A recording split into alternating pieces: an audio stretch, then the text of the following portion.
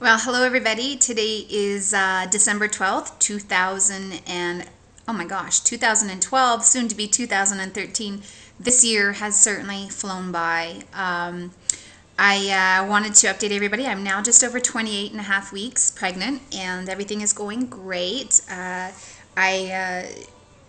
guess you could say I've experienced pretty much all of the pregnancy symptoms that women will often complain about. Everything from the insomnia to I had a terrible sciatic nerve on the left side of my leg.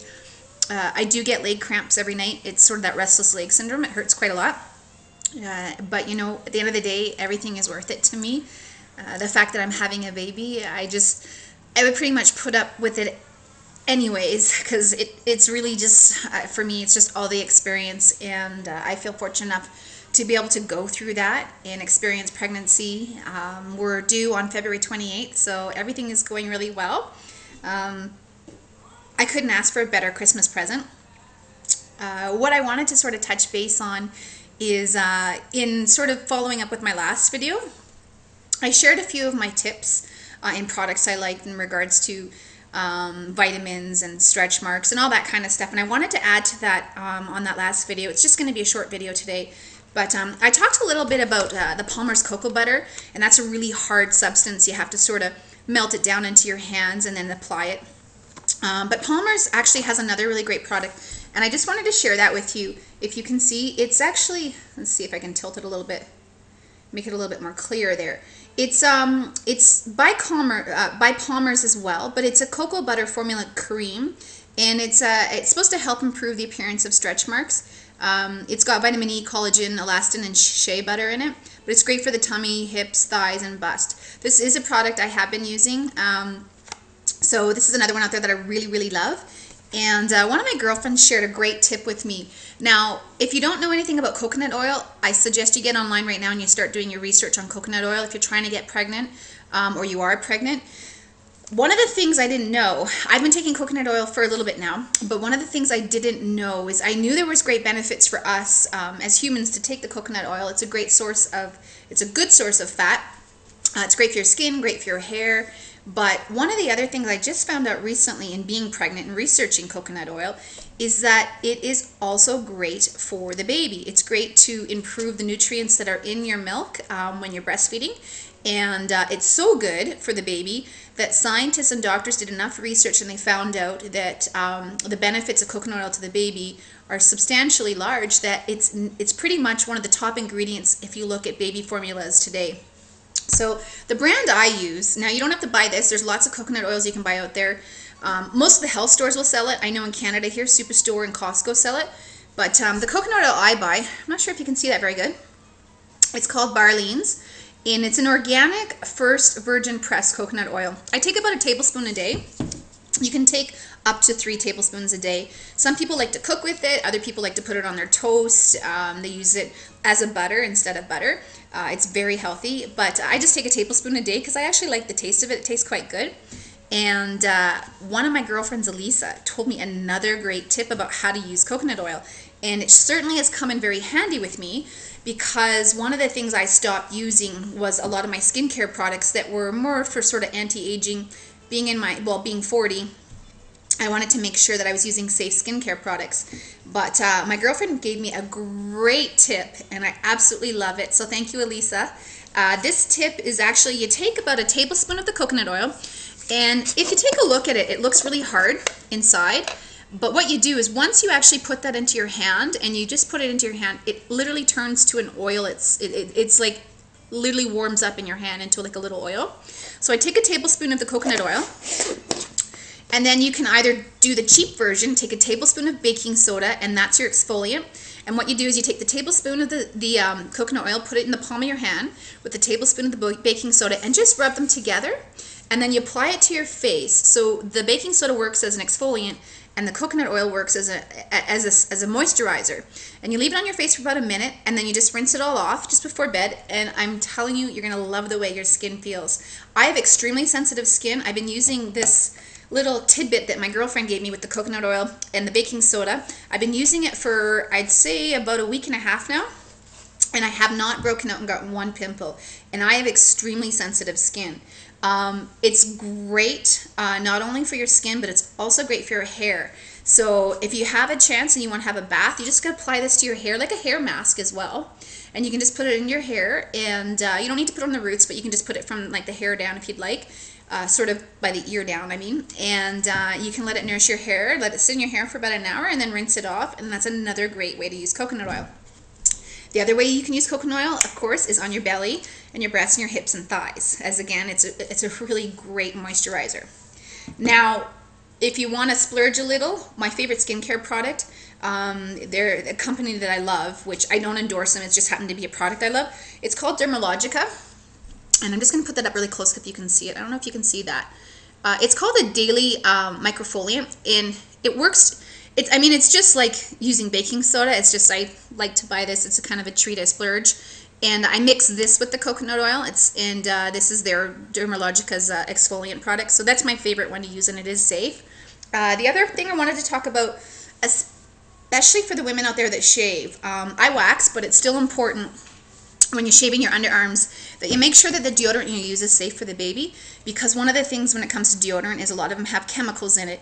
And a product I found that was very safe out there to use after you're shaving, of course it's important to know that when you shave, the pores become open and exposed, so whatever you apply onto your underarms can go essentially into your bloodstream and to the baby. So you want to make sure that you're not using anything that could harm the growth of the baby. So my favorite product I actually use, it's by Nivea. I don't know if you can see this. I'm not sure if you can really see that very good. I'll take it back a little bit further.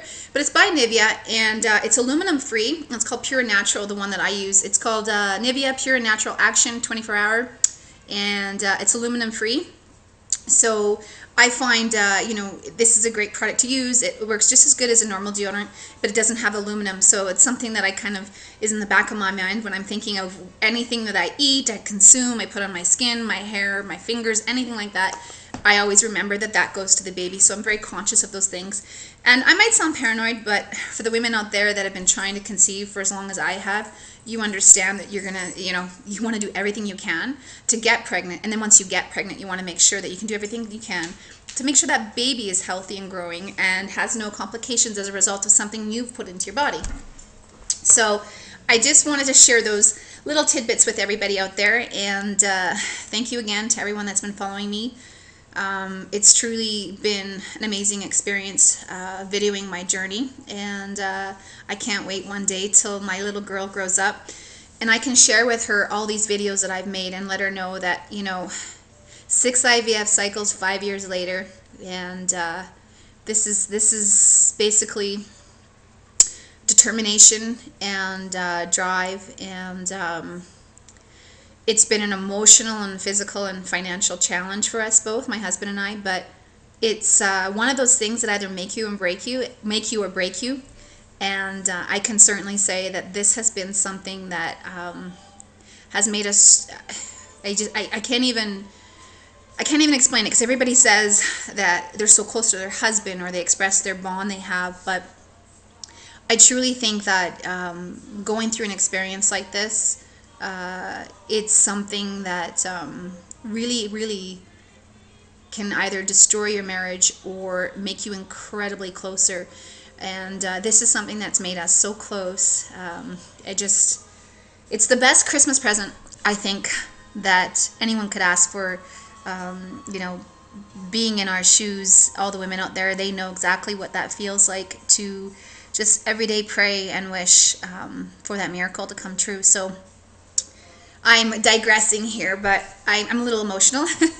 I feel really lucky, and if I could ask for one Christmas wish, it would be for all the women out there that have been following me, that are going through IVF or having infertility issues, that they conceive this year. So best of luck to all of you, and keep your emails coming. I love receiving everybody. I'm not always great at getting back, but I usually try to get back to people within a week. I definitely like hearing from everyone. It's been an incredible journey, knowing that I'm not only going through this on my own, but others are going through it. And I know it's hard when you're going through IVF and you're watching other women's videos that have experienced, you know, they've done an IVF cycle and they get pregnant right away, and you're sort of asking, why hasn't it happened to me? I can certainly tell you that this has, you know, it wasn't easy for me. It didn't happen on the first IVF cycle. It took 6 cycles to get there.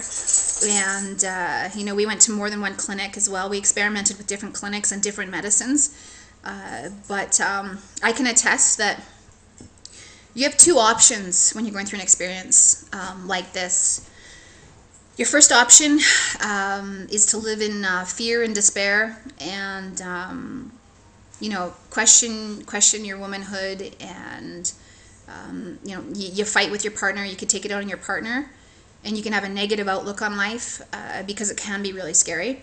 Or you can take the other road. You can do everything possible to keep your frame of mind in a positive sort of view, and eat healthy and exercise and take the best care of yourself you can, because you need to be emotionally and psychologically strong and prepared for whatever the outcome is every time you do an IVF cycle.